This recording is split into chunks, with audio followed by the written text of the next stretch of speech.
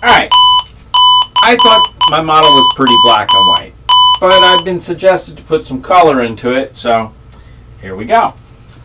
Let's start off with this is that blown up. We'll get to that. And this section here is blown up here. We're going to blow up some other sections as we get along to it, but first off, let's use light blue for light water. The water source is going to be up here. I believe at least it's N2, the one that connects to the aquifers. Well, they're caves now.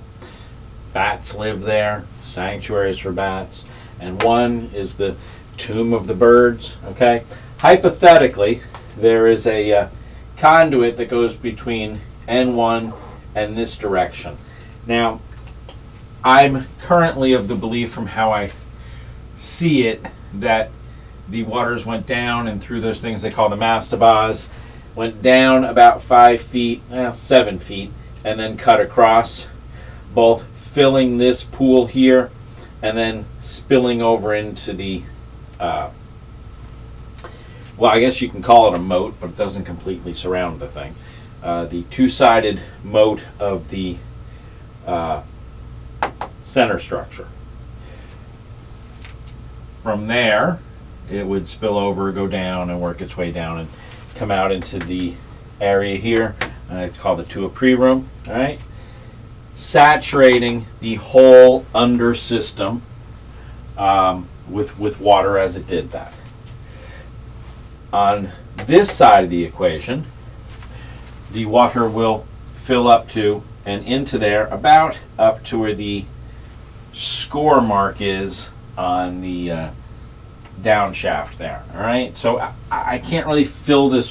This is where it needs to be a smart board, because if I fill it with water when I come back later, it's going to be a different color. But just, you got to mentally imagine that everything below the elevation of approximately 105 feet, because this is about, from I understand, 17 meters or 50 feet off the deck, and it's 60 feet above seawater to start off with. So right there is 100 feet approximately in elevation, and our source is 105 feet. So we don't have a lot of play, but that water up there would come in and would be at the water elevation is actually going to be on our model.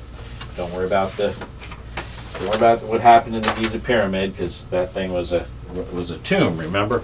Or no, it's a monument, or it's an effigy, or it's a spirit guide, or I don't know, whatever it is. The water level is going to be about right about there.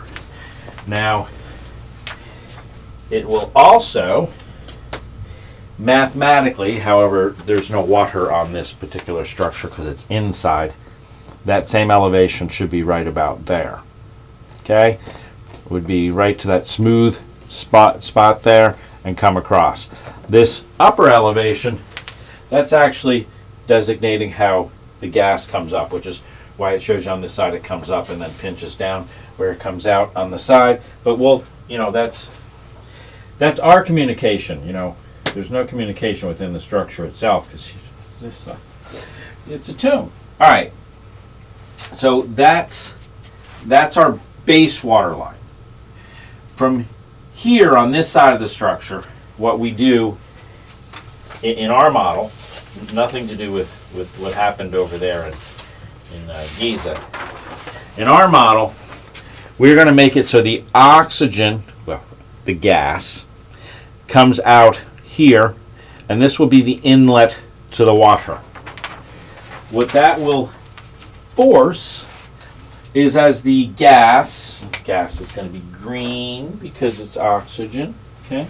As the gas comes up, it will, well, this would have had a face on it, and there actually is when we get into it, but this is fabrication area when we get into the details. For right now, their story is that there were loosely fitting rocks on here. Now, I think there was a little bit more complicated than that, and since it's my model, I'll draw my complication.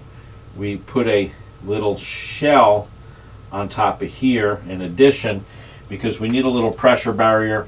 There's one additional, when we get into the big picture, gas at play here. There's oxygen, hydrogen, we have nitrogen coming in.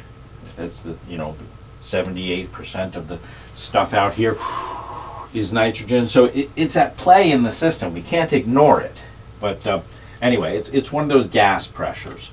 So, but the oxygen will come up, go through that little gap, the one that they stuck a little camera up into there, the beginning of, or was it the end of 2024? There's a little 1.5, 2-inch opening here, about 18, 20 inches long at the angle there. That is where the gas would be allowed to go up. Now the water level in here, just like it does in the combustion chamber, as the water level rises and recedes, or as the gas pushes down on it and releases, whichever way you want to look at it, the water level will be changing. That will choke off or allow the gas into the back room. We'll call that the back room, I guess. And then around and out. And in doing so, it will have a pressure, but we know the pressure is a finite pressure of the upper lip of this. It's actually kind of a little bit lower. We can argue about that later, but the math is the upper lip. And if we just go with the once around, and we just work with that pressure, we'll get into the other gases and stuff when we really get into the finite minutia, whatever the word is, of the liquids at play, or compounds. I really want to be as technical as I can here. The compounds at play, because some of them might actually be technically gas, vapor, and stuff, so they're not all liquids. Now, I'll take this too long if it goes on forever. You want color? Here's color. Out of the liquids that we have down here, we're going to be doing, in my model, we're going to be doing electrolysis. Now, in the long run, down the road, I'd actually like to recreate this with a earth battery. You don't know what an earth battery is? Ask your favorite AI engine. But you could go out into your yard and put a rebar strike here and a rebar strike about 10 feet there, hook some alligator clip cables to it and hook it up to your multimeter, and we'll get a reading. And the best scenario, when you do it right, you get about 1.23 volts.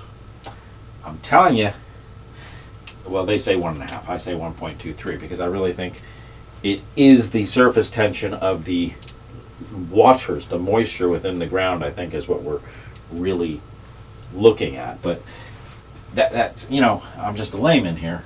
I'm just working. Anyway, that voltage is the potential that holds it together. And then we play with a couple of other things, the pressures, the vacuums. And I think this system may self-feed. It may be kind of like a perpetual motion engine where it feeds itself. But we'll worry about that later. For right now, we're just going to hook up, and we could hook up a stronger voltage, because until later, when we get this fine-tuned, we don't need to worry about simmering it as much as boiling. Now, what do I mean by that? If we have a bucket that we're doing distilling, and we have water and we have alcohol in there, the intention is to boil the water, or boil the mush at just above the boiling level of the alcohol to let the water retain and boil the alcohol off, because one has a lower boiling point. Well, the same is true in this, only I think the natural voltage is going to be your 1.23 volts, and that will allow the lighter water, the normal water, to boil off or electrolyze or separate into its respective gases, whichever way makes your mind happy.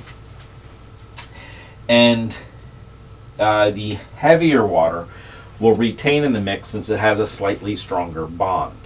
And the weakest bond breaks first. You should, unless you're, well, you know, you don't have to trust me. Ask somebody else. Just, I don't know. Don't ask the average person because our IQ is getting lower and lower. But from there, oxygen will vent out of the system. We've gone over that a bunch of times. And in doing so, it will cause the water hammer effect that John Cadman speaks of as the gas bubbles bubble out above the, I should give this area a specific name, but you have the conduit that comes down and up. Now I totally overdrew that, but you got the tooth here, the gas bubble, it within the bath of water. Here you guys want color, bath of water. We're going to get a gas bubble which comes across the stucco roof and seats in there, and then that gas bubble builds and crawls and creates. I got black on my green. Oh well. That gas bubble grows across the roof, and this is a flat roof, not how I drew it. And then once the meniscus surface tension pierces that end, the water will come down, displacing the gas. I should do it this way so you can see what I'm saying. Display the way I drew it. The gas goes up, the water comes down, and then where it meets, it hits. There's going to be a little bit of give because in the other room, how there's there's gases in there and room for it to give. But when it hits there, it's going to slap, and it's going to leave those deposits that you see in the pictures from the 1800s. Oh wait, we're talking about my model. We're going to eventually see deposits there over time because over time nature will do that.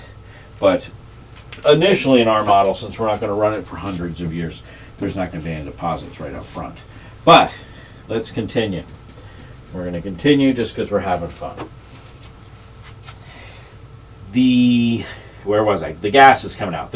This one just relieves itself. Gases come out. We talked about here that builds back pressure. That back pressure will eventually bring the water level down to where, as you probably know, you don't step on a puddle when there's electrical wire in there because water is an electrical conduit. However, this gas here will create an air gap that will separate the system within from the system on the outside.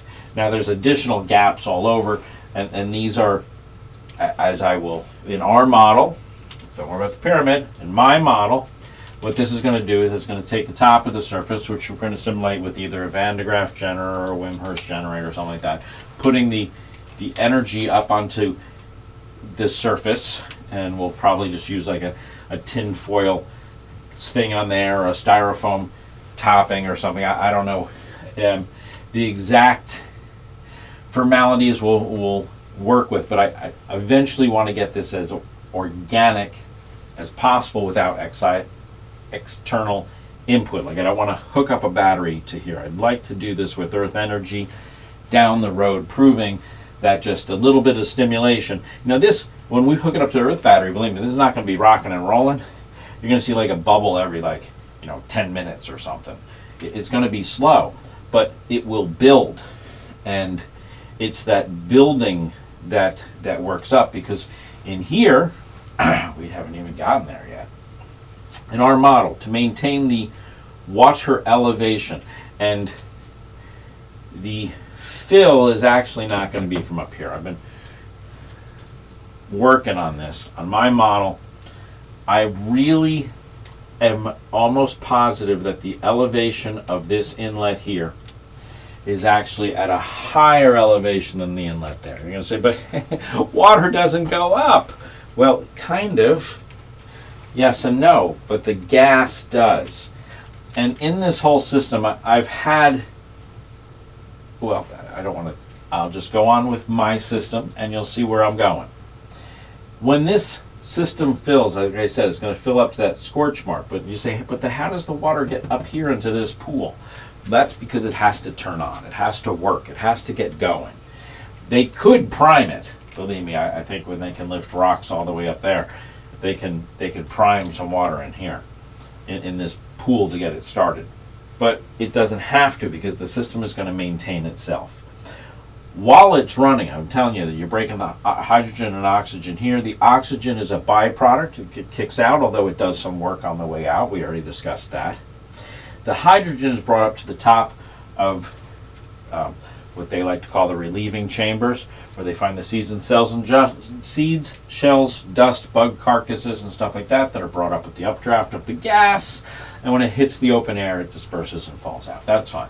It comes down in that back corner there, where somebody dug a hole looking for treasure. That's fine. We're going to utilize that hole that they already dug there, and we're going to repurpose that hole, leave it exactly as it is, and we're going to have it so the gas comes down, and it's just going to do that by pressure. We're going to get there, and it's going to bubble in. Now we're going to do it at the exact same elevation as the floor line of that second shelf there, okay, which is in the third structure. You can see it in the photo. It's right there, okay. That elevation, so it's going to be about 2 or 3 inches below the bottom of the deck there, below the bottom of the pit, and it's going to be in a pattern such that, well, it's 3D, so you can't see it. When the gas comes down, it will have to give a little, there's a pool here, enough pressure to bubble into there and then bubble out into the room, so that the gas, the only pressure it has to yield is to that room and then out. So it doesn't have a lot of pressure to push to escape, but it won't, the water, because it doesn't, it'll, like your toilet, it won't flow back in and up and fill the system. It's kind of like a little toilet hook there. The pressure of the gas is going to hold back, and that will allow it to bubble. This would have to be primed as well in our system, because I don't think we can start from zero. That's going to be our flashback arrestor, which will allow the hydrogen gas to bubble up into the room. That's all we got to do. All we got to do is let the hydrogen gas bubble up into the room. We already talked about how we're going to, I actually like to use nature, maybe run like I don't know. We'll figure this out. But for right now, we can use a little piezoelectric spark, put it up there and just have it spark every like 10 seconds or something like that. Although, we probably just have it spark every like hour. Eventually, it's going to work. There's going to be an explosion, which is what John Cadman and a bunch of those people found. They found the walls of the structure seem to have explosions in it. Well, just like your heater does when you first kick it on. It goes, and then it comes to a roar, a happy roar. Now in here, it's going to go, and it's going to burn for a while. It's just going to burn. This water is going to have gas coming through it. The oxygen from outside, the only conduit that is exposed to the outside world, sucks in there. Now, nitrogen is also being pulled in. Of course, a little bit of carbon dioxide. This should make Al Gore happy. It's all being sucked in. It's all being burned together in the furnace. The yield, the primary yield, is going to be water. Water. Hydrogen and oxygen burned together is going to be water. Now, the nitrogen is going to have some play in there. I told you it will. But for right now, I want to focus on the primary flow, because if you don't see the primary flow, when we get into the little minutia thingies, it's going to not matter. The birth of water is going to be up here. It's going to be birthed as a gas, water vapor. It's going to be initially just burning and filling a pool. That pool will hold the water at right where the, I should use black. See, this is where color gives me problems. I have too many pens. The entrance to the room where the, I did that at the wrong size. There, does that look familiar? Where it comes into the room, the little cone-shaped thing from the front, kind of looks like that. And then you got the level there. You got the. I'm not very good at. I'm not an artist. Believe me, trust me, I'm not an artist.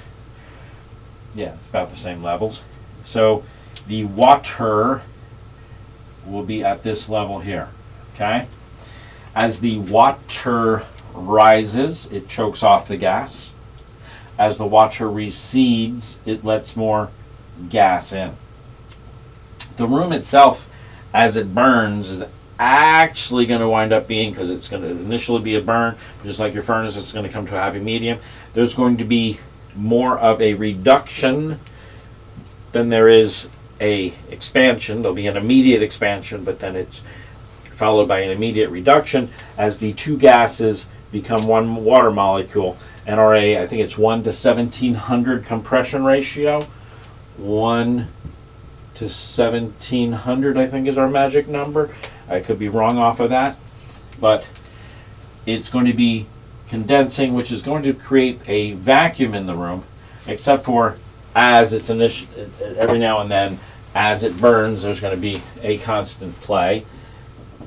Just like in a jet engine, there's a constant play of both pressures and not pressures simultaneously.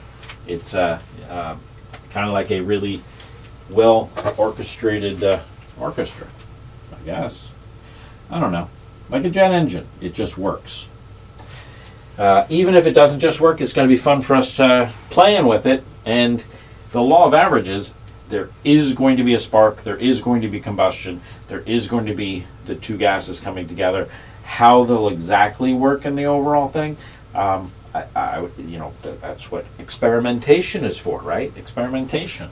We're going to experiment on that. Anyway, the overall gist is going to be every now and then there's going to be like a ripple across the water, and the gas is going to be pushed out into this conduit. The conduit that doesn't pierce the skin. It's going to go up into the conduit, it's going to condense, and then it's going to drip back down. Now as it drips back down, it's going to come through the very often overlooked, but it exists, conduit that falls into what they like to call the thieves' tunnel. My thieves' tunnel. This is my model. I'm not talking about the pyramid.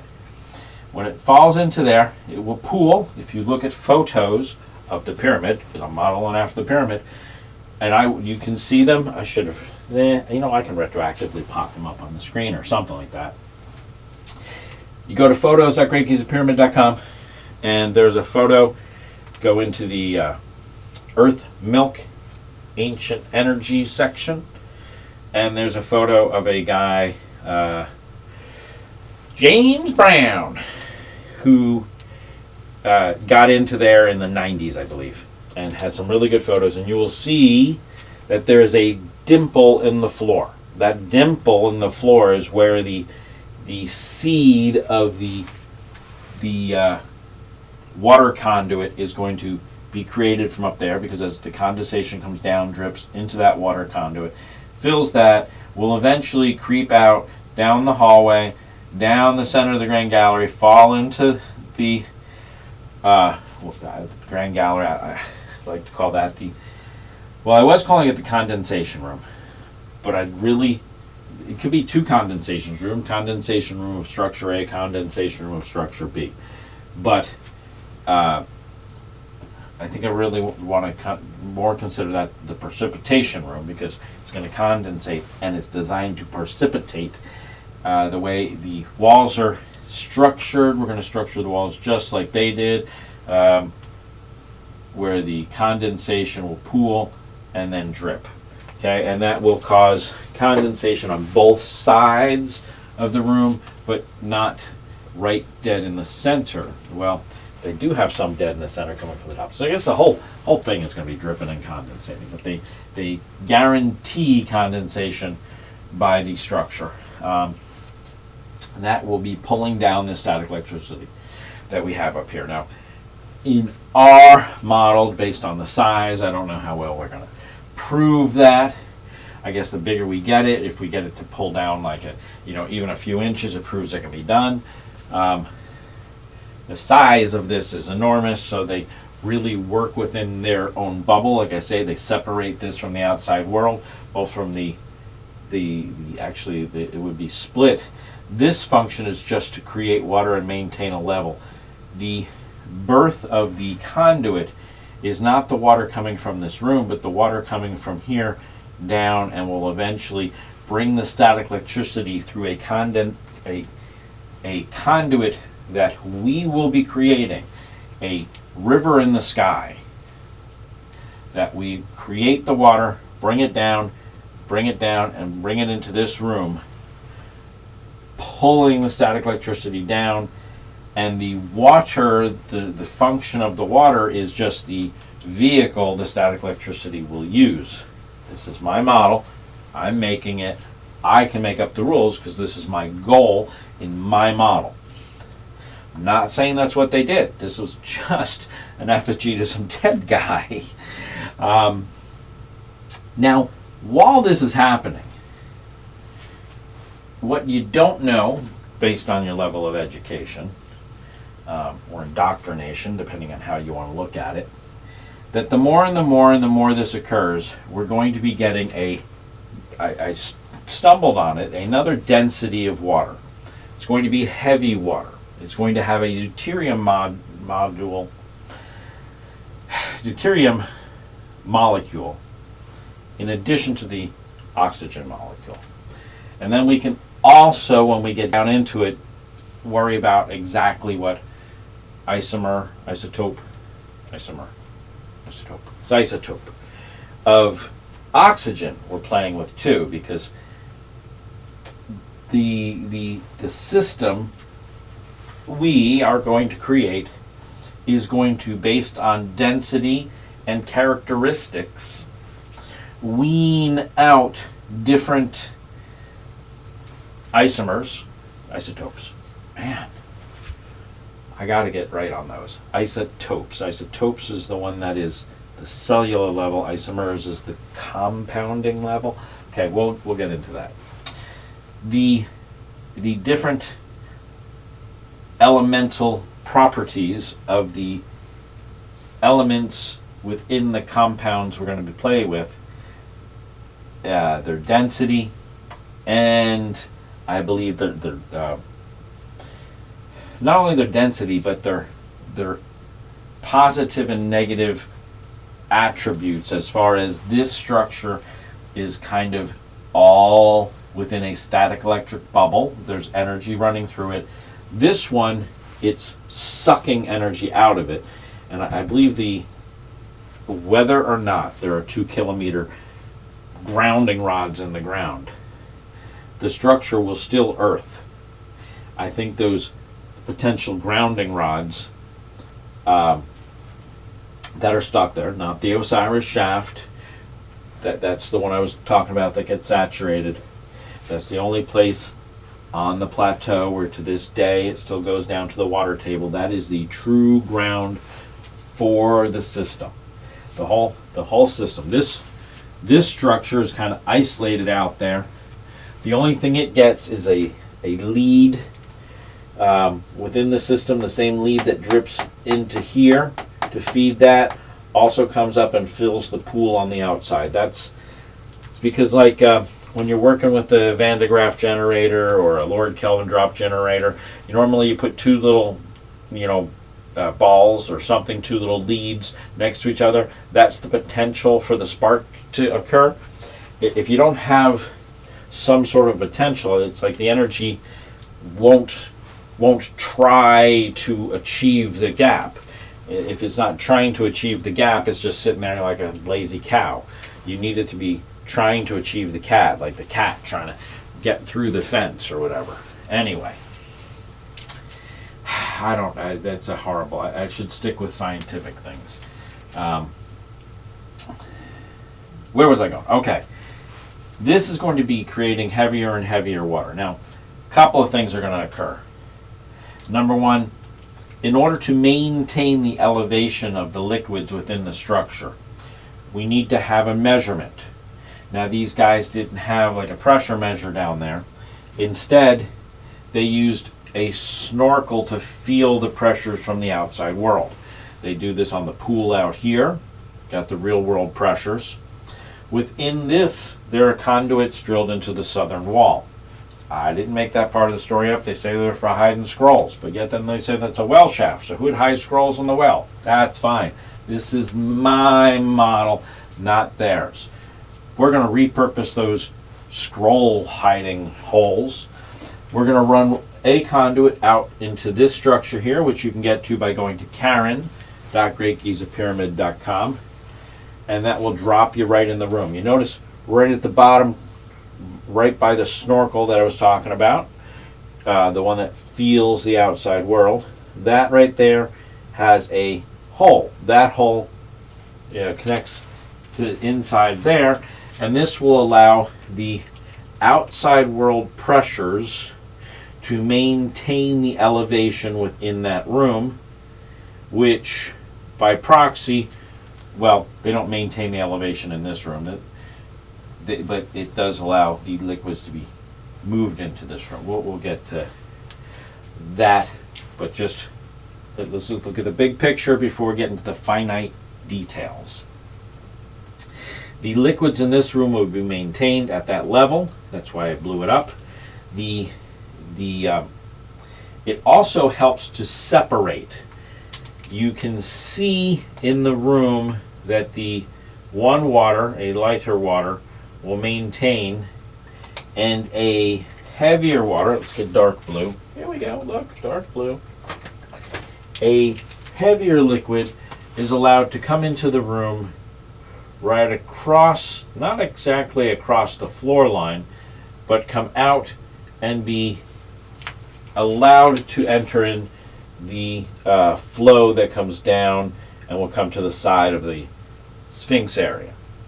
That will allow a bleed of a byproduct that we're going to have within this room.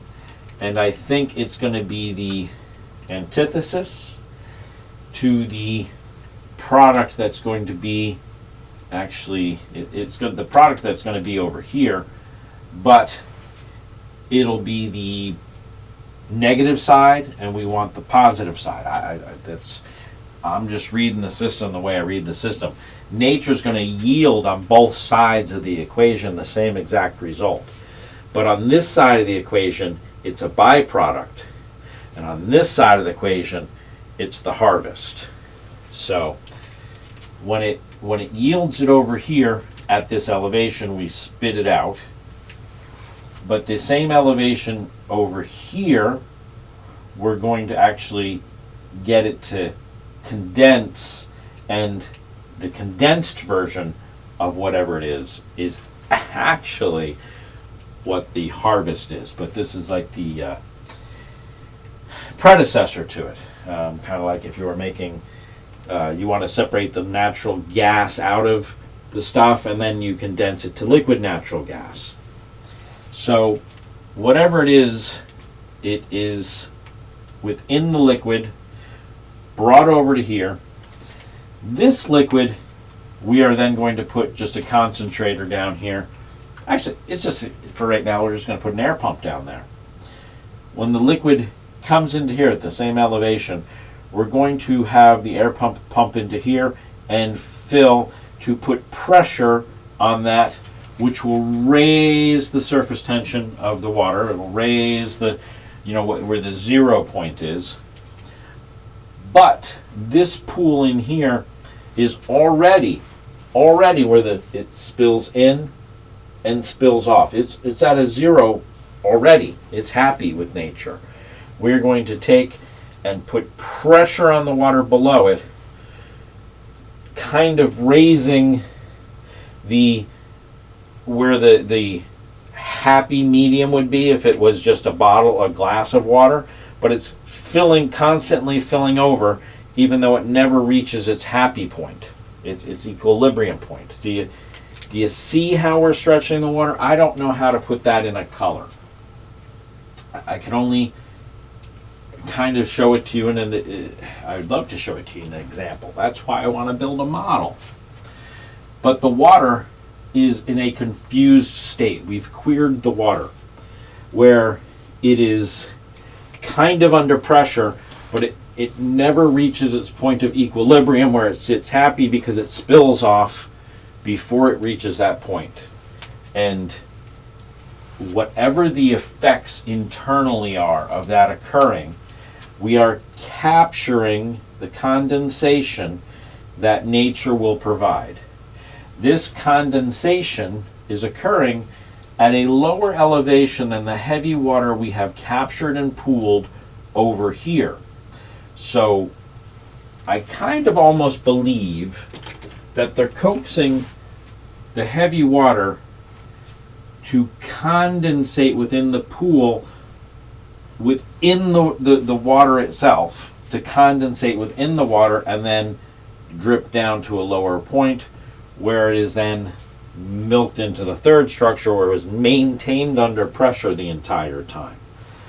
Now, in addition to that, in this particular room with this whole setup, as the gases are condensing, this whole section will continue to be cooling, even though there's going to be an explosion every now and then from a lower Kelvin drip generator, which we are going to really work at to engineer. I don't know. We'll have to play with it to figure out exactly how it was done. But there's an additional condensation within the area that I like to call the antechamber. Now, the antechamber, pretty big. Was it 6-8 feet? Goes up pretty high. They're allowing condensation to occur into there and fall into like little troughs that are pretty high in elevation. They're like 3-4 feet. They're the same elevation as the boss mark. In fact, if you look at the boss mark, I don't know why I picked this color, you can see on the back of it where the trough connected to it. I did that poorly. It actually goes up there. So that the liquids that filled here would spill over around the side. And that would spill down and down one side. And on the other side, they were not only just capturing it, but if you look up at the ceiling, there are 3 different ceiling tiles. Look at the corner of each ceiling tile. The ceiling tile was designed to fall into those 3 little catch wells on the side. Each one of those catch wells you see moves the drip. Just look at the well. Just imagine a drip coming from up there, or take your water bottle. Don't waste your water while you're in there. Just do it with your mind. If water fell into there, where would it drip? Just imagine one of those little things you see at the store with the water dripping down it. Where would it drip? You figure that out on your own. You'll see that they're moving it. Well, I'll let you look at it. They're moving it. They're collecting it, dropping it, moving it. Collecting it, dropping it, moving it. So that the pools that are underneath there are each one going to be slightly more on the average, that they skew. Everything is made to be, one is more than the other, yin yang. You've seen the whole thing. Everything is yin yang. What happens here, what the water pressure here affects the water pressure here, affects the water pressure in here. Because the gas, everything affects everything, and they're balancing the pressure on this fine little needle here, and I believe the reason we put it under pressure is so if we're measuring the water level by putting it under pressure, we expand that so we have a larger target to shoot at to get correct. Here it's just a fine, like 3-4 inches, but by putting it under pressure, here that same target that they're looking for, that's within that room, that where that thing is on an angle, that in elevation is only about 2 feet, but it went from 4 inches to 2 feet. The target they're shooting at, because they put it under pressure, it made it so the difference here is amplified in there. So they give it a bigger target, like if you're shooting your little laser beams, you give it a bigger target so you can see the bigger array. I don't know, I'm giving really horrible analogies, but somebody out there will understand. Now, the room in here, it needs to be at a specific pressure as well. That is equalized out with 2 different areas. We're going to use the area that the Osiris shaft I was talking about, the area on top of it. You notice you have to go down below ground to get into there, and then when you get into there, it actually has an area above. and then there's actually another room behind it, and then they don't really know where it goes because they go down, they don't spread out. Now, if they continue to spread out, they're probably going to get to a point where there's just like a little conduit, like, you know, a little 8-inch conduit. But that conduit, because everything is done, there's not like, water isn't flowing through here, it's kind of moving through there. It's not like a roaring river. This is a lazy river. It's just moving. And really it's the pressures amongst itself. The energy might be flowing through here like a rocket, but the whole thing is, the only area where there's a lot of movement, I believe, is going to be the water coming down into here, flowing into here, and going down. And the area going down this side is also going to have a flow. And there has to be something to fill this pool. But I'm not, at this point, I'm not so sure that pool isn't fed from somewhere else, and or that pool may be the negative side of the conductor to this being the positive side, and that maybe have been the hot and cold as we use today, and they use two different conduits of water or a saline solution or something of that nature. But we'll play with that later, and this is more where I'd like to get a laser scan of the system and print it out on a nice map, put some water, and just watch where water flows. Nature will do what nature does. We're going to have to rip the road out and that other stuff and put it back to as much as we can to nature. But we know that the area, the koi pond area, that Jeffrey, the Land of Chem guy, has in one of his Sunday things, mid 2024, he went there and he spent like 90 minutes there doing a thing. You see that those pools are set up to capture and quarantine the separation of the two different weights of the water. Look at it and just imagine yourself with two different weights of water. Now, if you want to pretend it was mercury in water, that's fine. Whatever, if you think that they were doing mercury magic, you think that, but I don't think. I think it's just water, and heavy water.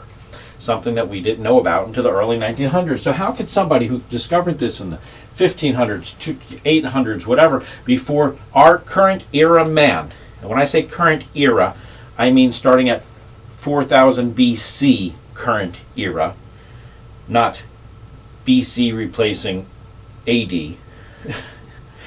I'm sorry. Current era replacing Anno Domini and BC. Current era started 4,000 years ago. We are currently 6,000-ish years into the current era. That's my belief, and I'm working with that. Our changing words and then losing time is not good. We that's a whole nother discussion for another day. But trying to strip AD and BC out and replacing with BCE and CE is not good, because they're two different timelines and they can't just snap them together. That's like saying centigrade and absolute 0 Kelvin are the same. No, they're 271 degrees off or something like that, if I remember correctly. Absolute 271 is 0. I don't remember the exact number, but they're not the same. Just because you want to pretend they are, they're not. Our current era taught known stuff goes back about 4,000 years. They've already decided that. People before your birth decided that. So we can't change things, otherwise books don't make sense. It doesn't make sense if, the Chinese have stuff that go back 8,000 years, and you say, oh, well, that's our current era. Well, 8,000, they say so. Like, this is why it's a whole nother discussion. Can we get back to this? I like talking about the pyramid. Surface tension, this whole thing is set up. Oh, the gases in here. The gases in here, when they reach the pressure where they can bubble into here. They will then bubble out. Now this, I believe, is all underwater. This whole section here is actually technically underwater. So this whole structure is underwater. So this containment is underwater. It holds its bubble. This is what's so good about it. Now the other one, the liquid itself, the liquid in the overall liquid, because there's another liquid being generated here. One, when it is the byproduct, and one is because it's constantly flowing in from the other structure. That's technically, well, I don't know if it's really the byproduct. It's the to-be processed water, and I think at some point it may actually be the byproduct, because if it's already, whatever you're looking for has condensated out of it, then you now have a lighter water, because I think that was a heavy thing, and or it may now be the water may be heavier, kind of like when we're enriching plutonium. We're not actually looking for the heaviest element, we're looking for one that's the most unstable, easiest to crack. All right, so this is where I really need to get deeper into the system itself, because the system is going to tell me what it's doing based on the elevations that would occur. I'm not lying to you. The system tells me what it's doing because it just does what nature would do. I haven't made any of this, no fabrications. Everything is what nature would do. There's going to be an elevation within here that we bleed out. They call that they don't give it a name. It's the area where it's a circle within a square. Larry from the Giza project guy, that's his favorite thing. He kind of centers it right about there. It's about the center of the pyramid and a little bit to the west of what they love to call the causeway between the second structure and you can see either the Sphinx or the Tuapri room. Now, that is the point where the liquid in here, whatever one it is, that is the byproduct they don't need, will then spill out and into that flow that goes down. And that is all done by the weight of the water and the elevation. And we can simulate that by somewhere back in here, we just put a nozzle, put a hose, and bring it to the outside. And wherever, it's easy. We can raise it at a higher elevation to put more tension into there, or at a lower elevation to let it spill out. I mean, that's just siphoning 101, right?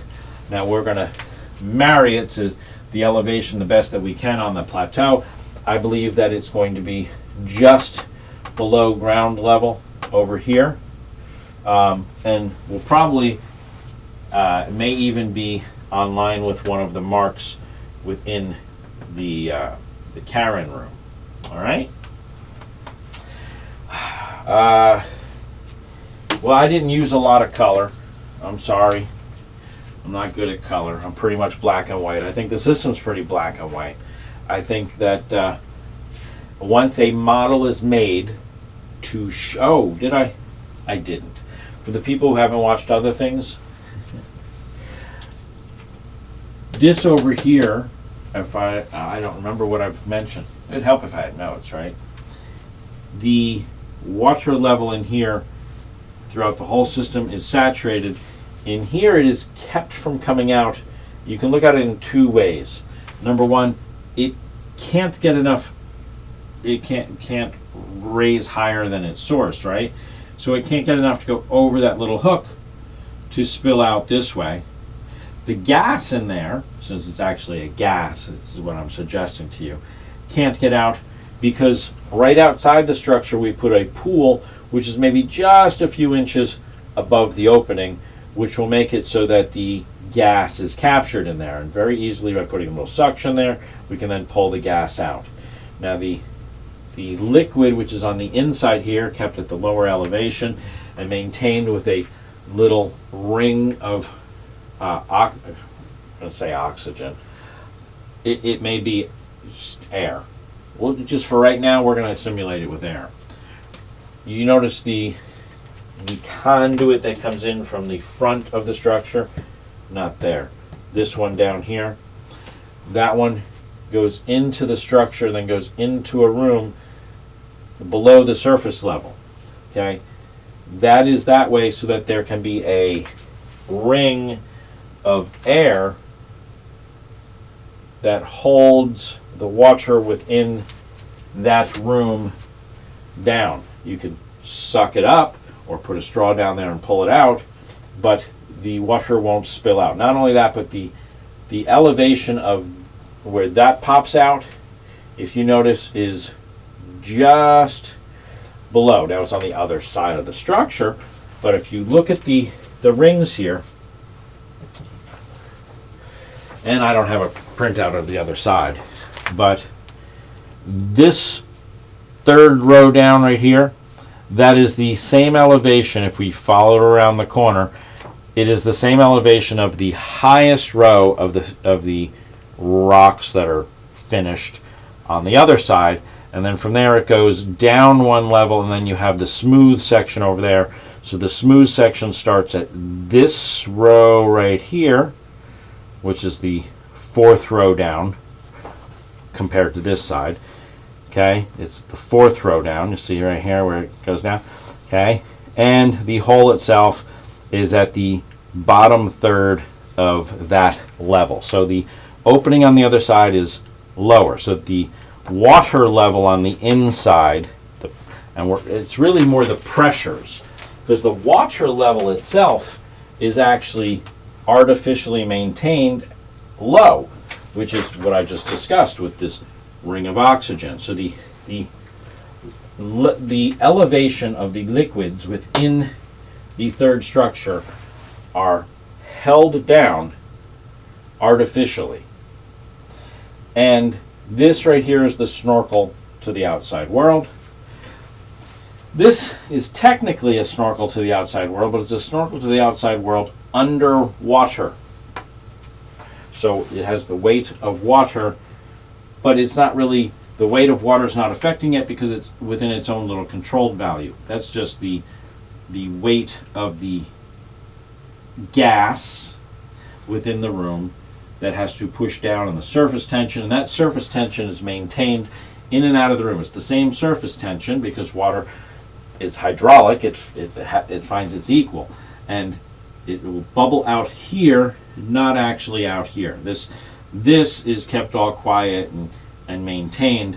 Where the gas escapes is way down over here, not within the room, but it's the control for it, and where the overflow of the byproduct liquid is that, and it's all really well done. Now, when we get into what the product is and how we want to maintain it and enrich it a little bit more, we will dig into the third structure and how it does it. But if you can't follow this, if you can't see that we are talking about several different elements at play, and several different compounds of the elements, and several different isotopes of the elements, if you can't get that, then it's a tomb.